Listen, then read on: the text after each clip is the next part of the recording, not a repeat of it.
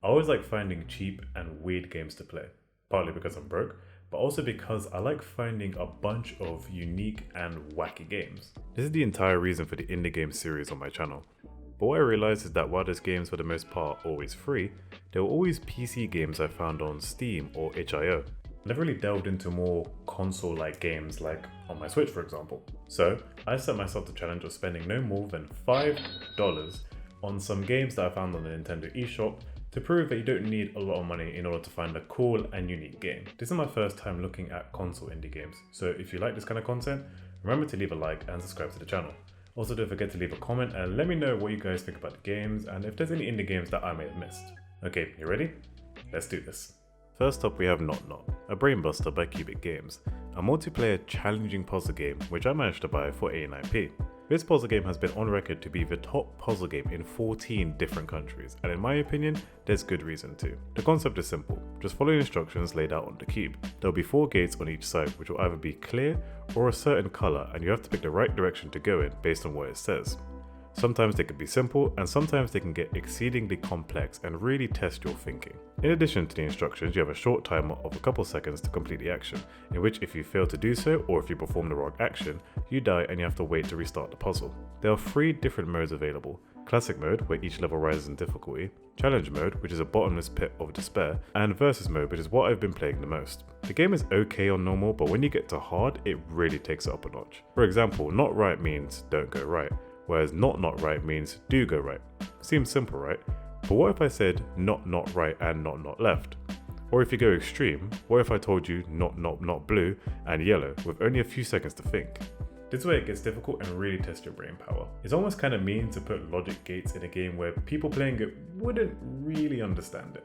This perplexed me so much that I tweeted out what not left meant to my Twitter feed, and it got varying results. What I loved about this game is that in its simplicity, it created a really enjoyable and insightful experience that really tested how I think about things. And in 2-player, it's even more tense because you don't want to lose and you can see your opponent getting closer and closer to finishing, which is very stressful. For the amount I paid, I felt like I got my money's worth. I wouldn't mind paying full price for the joy that I got from it. If I was to be a little critical, I would say there should be a help menu or an information page that helps explain the different combinations of and, not, and or logic gates, as I imagine most people wouldn't really understand. Despite that, I highly recommend this game for anyone looking for a quick and stimulating game for not that much money. Definitely check it out. Next up we have Mustache Amigos by MiniBeast, an endless running top-down party game that I managed to get for 49p. This Mexican themed battle racer takes a similar format to another game that I absolutely love, Speedrunners, so instantly I was already intrigued. There are 3 different game modes to choose from. Race mode, which is an endless race where you aim to take out your opponents over a number of rounds, Battle mode, which puts you in a 1v1 match, and Tourney, which is a mixture of the 2 modes in the form of these cups. In race mode, you can play in a range of different maps like desert, jungle, islands, and city, and you essentially just run around the map while throwing items at each other in order to get the character off the map. Also, the character cuts them out of the game, unlike the speedrunner. The items you have are all weird and wacky, like a whack-a-hole hammer, exploding burritos, a floating ghost, dynamite, and even an avocado. On top of having to battle all of this, you also have to watch out for snakes trying to eat you, moving cars, and a number of stampeding bulls trying to take you out. This mode is definitely the bread and butter of the game, and the mode I enjoyed the most because it was genuinely exciting and had a lot of variety. I could only imagine playing this with 3 or 4 players at once. The controls were kinda harsh and not precise with the Joy-Cons, but I imagine this was a design decision to up the difficulty of the game. What I thought the race mode had in abundance is what I felt the battle mode was lacking. The idea makes sense and I could see where they were going with it, but it felt lackluster and I got bored very easily as it kind of felt empty. The camera also kept moving out of place a lot during this mode, which made it harder to understand what was going on. The race mode felt like it had more going on and the stakes were higher, and it also had a bit more difficulty involved, which is why I preferred this mode. This game has a lot of character and I enjoyed playing with each avatar. It would have been interesting to see if they had their own power-ups or something which could add to the choice rather than it being purely cosmetic. However, I still enjoyed this game and I'll definitely be playing this with my friends and family during get-togethers. Just make sure you fix the battle mode, MiniBeast. Next up we have Sky, Children of the Light by That Game Company, a calming and beautifully animated game from the makers of Journey and Flower, which I managed to get for free.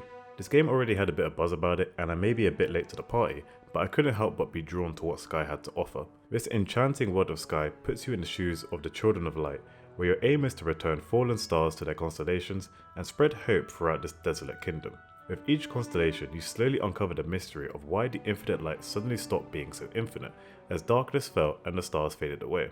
Throughout the world, you can pick up these beads of light which help to give you energy to fly around the vast and open world. In this world, you'll have to do small puzzles and find spirits to help you unlock temples and find new areas, and if you get lost, then you can always follow the light to put you on the right path. As you can see from the limited HUD and simple controls, this game is more focused on the soothing experience rather than the gameplay and the story.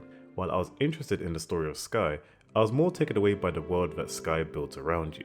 Considering this is the makers of Journey, I was expecting a beautifully constructed and pleasant place to play in, and that's exactly what I got. Sky tells a story that is riddled with many other stories. You learn about the spirits and live through their memories.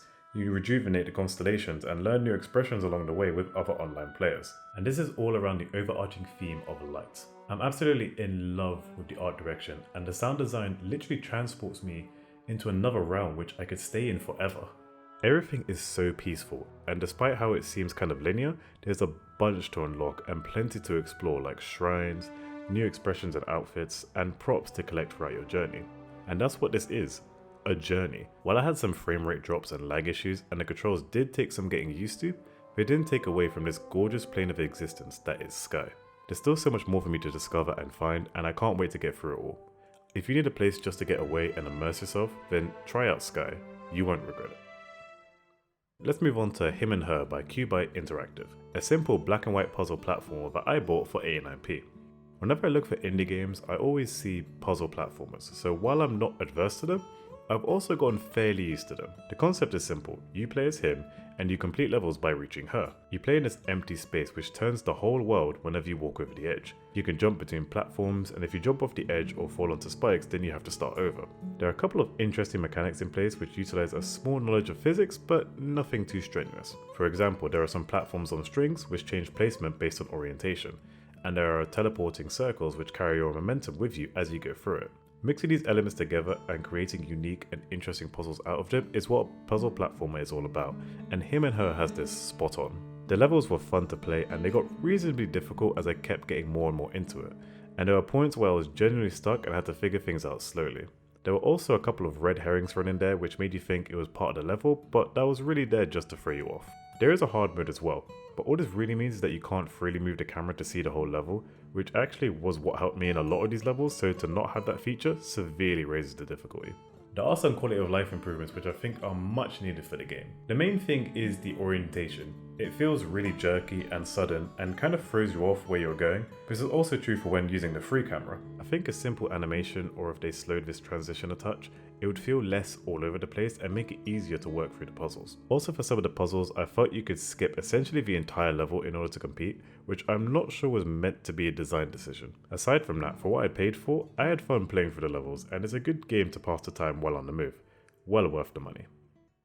And lastly, we have Super Meatball by Wow Wow Technology, a meatball version of Rocket League where you score meatballs into opposing sharks for 75p. This is one of the games that by the thumbnail and the pictures, I was really excited to play. Oh, how wrong I was. The concept I liked, it was done before, so there was a blueprint, but I did not enjoy it even one bit. For starters, there wasn't really much to do other than to score. There were no power-ups or obstacles, and the only move you had was to shoot your fork at the meatball. The controls were janky and very unintuitive, and to be honest, I had to figure out the controls myself because there was no controls page, nothing in the loading screen, and the config only had background music and sound effects which you could change. To top it off, you can't even leave the game midway to try and find this out. You can't pause the game at all. I pressed all the buttons on the Joy-Con and nothing. The only choice was to close the application and start over again. This feels like the bare bones of a video game.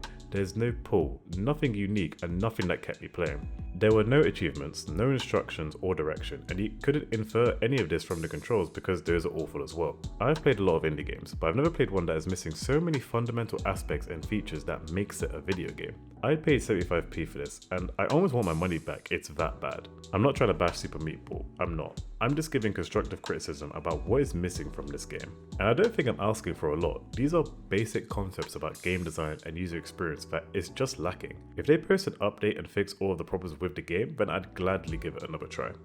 But until then, this one is a miss. Okay, so $5 is £3.63 with current conversion rates.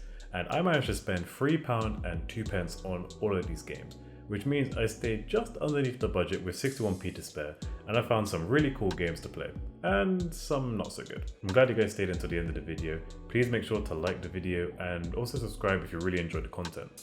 Also don't forget to leave a comment and let me know what you guys thought about the indie games that I found. Thanks for watching. See you next time.